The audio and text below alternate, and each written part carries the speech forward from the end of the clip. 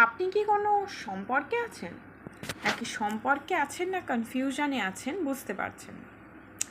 মানে আমি বলতে চাইছি যে আপনি কি এমন কোনো সম্পর্কে আছেন যেখানে কনফিউশন আছে কিন্তু কমিটমেন্ট নেই? তাহলে আজকে আমরা এরকমই একটা সম্পর্ক নিয়ে কথা বলবো। আমি হচ্ছি হেনা, আর আপনারা দেখছেন আমার চ্যানেল হানি বিজ। এখানে আমরা সম্পর্ককে হিল করার চেষ্টা করি। বিষয়টিকে আরও ভালোভাবে বোঝার জন্য আমরা একটি উদাহরণ ব্যবহার করতে পারি। ধরুন একটি মেয়ে রিয়া, সে একটি সম্পর্কে আছে। বেশ কিছুদিন খুব ভালো সম্পর্ক ছিল। শুরুতে সম্পর্ক ভীষণ ভালো ছিল, তাদের মধ্যে নিয়মিত কথা বলা, ভাবের আদান প্রদান সব কিছুই ছিল যা একটি রিলেশনশিপে হয়। কিন্তু কিছুটা সময় যাওয়ার পর দেখা গেল ফোনে মেসেজ আসা কম হয়ে গেল।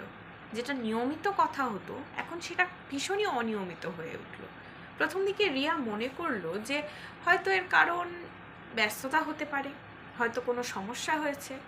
কিন্তু তারপর দেখা গেল এই সম্পর্কটা একটা অনিয়মিত সম্পর্কে পরিণত হয়েছে, এবং সে বুঝতে পারলো না যে হঠাৎ করে কেন এরকম একটা পরিস্থিতি চলে আসলো। আর এই ধরনের সম্পর্কগুলো আমাদের মনের ওপরে কী ধরনের প্রভাব ফেলে সেটাই আমরা এই ভিডিওতে দেখব। যখন আমরা কোনো রিলেশনশিপে আসি তখন আমাদের মধ্যে একটি স্পেশাল হরমোন ক্ষরিত হয় যেটাকে বলে ডোপামিন। মানে আমরা যখন কোনো ভালো কাজ করি তখন আমাদের এই হরমোনটার জন্য আমরা খুব ভালো ফিল করি, আমরা খুব আনন্দ ফিল করি। আমাদের মধ্যে বলে না যে একটা বাটারফ্লাই কাজ করছে, পেটের মধ্যে একটা বাটারফ্লাই কাজ করে, তো এই বাটারফ্লাইটা কিন্তু আর কিছু না, এই ডোপামিনের জন্য। এবং যখন আমরা এটা ধীরে ধীরে আমাদের মধ্যে মস্তিষ্কের মধ্যে একটা অ্যাডিকশনে পরিণত হয়, বা নিয়মিত যখন আমাদের এই ভালো লাগাটা কাজ করে তখন আমরা একটু একটু বেটার ফিল করি, আমরা হেলদি ফিল করি।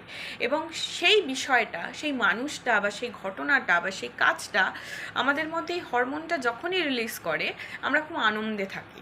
এবার ধরুন এই কোনো মানুষ যদি আমাদের এরকমই প্রিয় হয়ে থাকে, যার সঙ্গে কথা বললেই আমরা এতটাই ভালো এবং আনন্দ ফিল করি, তখন যদি সে কথা বলা বন্ধ করে দেয় তাহলে কি হবে? তাহলে আমাদের এই ডোপামিন রিলিজটা কিন্তু বন্ধ হয়ে যাবে, এবং যার ফলে আমাদের মধ্যে অ্যাংজাইটি, অনেক রকমের ডিপ্রেশনও হতে পারে। আমরা দুশ্চিন্তাগ্রস্ত হয়ে পড়ি, সেলফ ডাউট চলে আসে আমাদের মধ্যে, এবং আমাদের যে কর্টিসল লেভেল, মানে এমন একটি হরমোন যেটা হচ্ছে কি আমাদের মধ্যে দুঃখ, দুশ্চিন্তা এগুলো তৈরি করে, সেটা ধীরে ধীরে বাড়তে থাকে।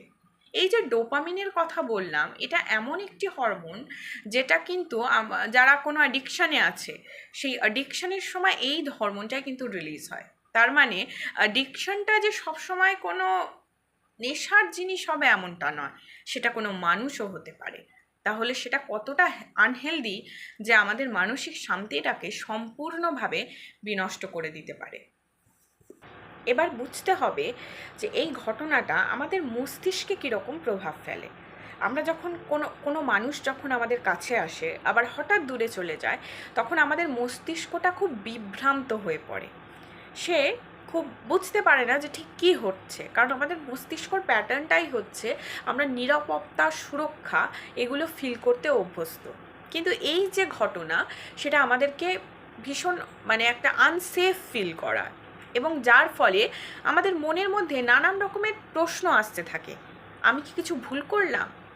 আমি কি যথেষ্ট নয়? ও কি অন্য কারোর সঙ্গে রিলেশনশিপে আছে?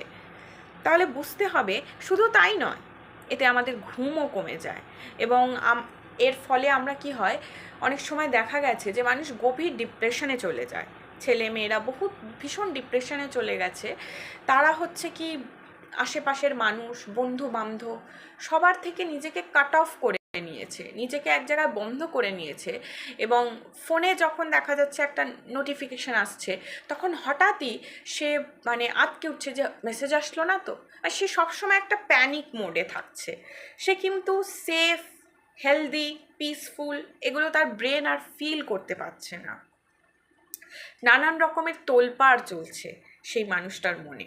যে শুধু ফিজিক্যালি আপনাকে এফেক্ট করছে তা নয়, এটা আপনাকে সামাজিকভাবেও অন্যদের থেকে অনেক দূরে করে দিচ্ছে, একা করে দিচ্ছে। আপনি আপনার পারপাস অফ লাইফটা ভুলে যাচ্ছেন। আপনার লাইফে যে গোল ছিল, কোনো উদ্দেশ্য ছিল, হয়তো কিছু স্বপ্ন ছিল, সেগুলো আপনি সম্পূর্ণ ভুলে গিয়ে আপনার পৃথিবীটা একটা মানুষকেই ঘিরে তৈরি হচ্ছে। এবং যখন আপনি সেই নিরাপত্তাটা পাচ্ছেন না, তখন আপনার মধ্যে ভীষণ লেভেলের ডিপ্রেশন, অ্যাংজাইটি চলে আসছে। আপনি সবার থেকে নিজেকে আলাদা করে ফেলছেন, এবং সেটা কিন্তু আমাদের জন্য একটি মারাত্মক পরিণতি নিয়ে আসতে পারে। এবার বিষয়টা হলো যে এখান থেকে বেরোবো কী করে। প্রথমে আপনাকে বুঝতে হবে, আপনার মাইন্ডটাকে একটা ক্ল্যারিটির দিকে নিয়ে আসতে হবে, যে আপনার কাছে যদি সম্ভব হয় তাহলে ডিরেক্ট তার সঙ্গে কথা বলুন, যেটা কি, কেন। হতে পারে যে সে সত্যিই ব্যস্ত আছে, সেই জন্য হয়তো আপনাদের রিলেশনশিপটা এইভাবে সাফার করছে। যদি তা না হয়, আপনি সেটা কথা বলেই বুঝতে পারবেন যে আসল ব্যাপারটা কি, সে কতটা আপনার প্রতি কমিটেড অর নট। তখন আপনাকে বিষয়টা বোঝার পরে আপনাকে একটা ডিসিশন নিতে হবে। হ্যাঁ, ঠিক বুঝেছেন, সরে আসার ডিসিশন। যদি কোনো সম্পর্কে কমিটমেন্ট না থাকে, তাহলে সেখানে থাকার কোনো কিন্তু মানে হয় না। সেখান থেকে সরে আসুন, নিজের ভালো থাকার জন্য সেখান থেকে সরে আসুন। শুরুতে আপনার খুব অ্যাংজাইটি ফিল হবে, খুব কষ্ট হবে, কারণ আপনি অলরেডি একটা এডিক্টেড হয়ে পড়েছেন একটা মানুষের প্রতি। তো যখন আপনি তার সঙ্গে কথা বলা বন্ধ করবেন, তখন আপনি ভীষণ রকমের ডিপ্রেসড ফিল করবেন। সেখানে আপনি নো কন্ট্যাক্ট যে রুলস, সেটা ফলো করতে পারেন। এবং এই নো কন্ট্যাক্ট রুল কি, সেটা যদি জানতে চান আমাকে, এবং কিভাবে অ্যাপ্লাই করতে হয় যদি জানতে চান, আমাকে কমেন্টে জানাবেন। এবার আপনি কি করবেন, প্রথমে ফিল করুন যে হ্যাঁ, আপনি আপনার মধ্যে যে ফিলিংসটা হচ্ছে, যে অনুভূতিটা হচ্ছে, যে সেন্স অফ লস কাজ করছে, যে ক্ষতি হয়ে গেছে, আপনি কিছু হারিয়ে ফেলেছেন, সেই যে সেন্স অফ লসটা আপনার মধ্যে কাজ করছে, সেটাকে ফিল করুন, সেই দুঃখটাকে ফিল করুন, নিজের দুঃখের সঙ্গে বসুন, সেটাকে অ্যাকসেপ্ট করুন। দেখবেন কষ্ট হবে, কিন্তু ধীরে ধীরে কিছু সময় পর সেই অ্যাকসেপ্টেন্সটা আসবে। দ্বিতীয়ত আপনি কি করতে পারেন, আপনি আপনার নতুন বন্ধু বানান, বা যারা আপনার পুরনো বন্ধু, যারা সত্যিকারের আপনার ভালো বন্ধু, তাদের সঙ্গে সময় কাটান।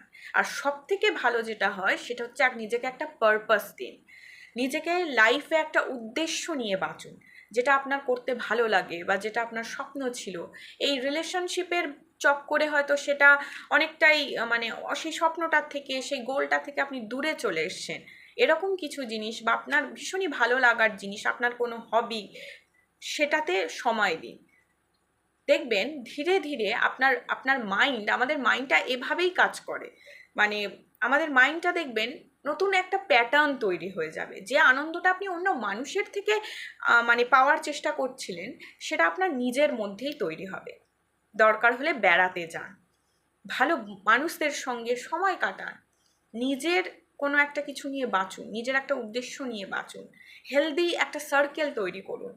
দেখবেন ধীরে ধীরে একটা সময় পরে এই সম্পর্কটার থেকে আপনি খুব সুন্দরভাবে কোনো রকম নিজেকে হার্ম না করে বেরিয়ে আসতে পারবেন, ভালো থাকবেন। কারণ ভালো থাকার কিন্তু কোনো বিকল্প হয় না। আচ্ছা, আজকে এই পর্যন্তই, দেখা হবে পরের ভিডিওতে।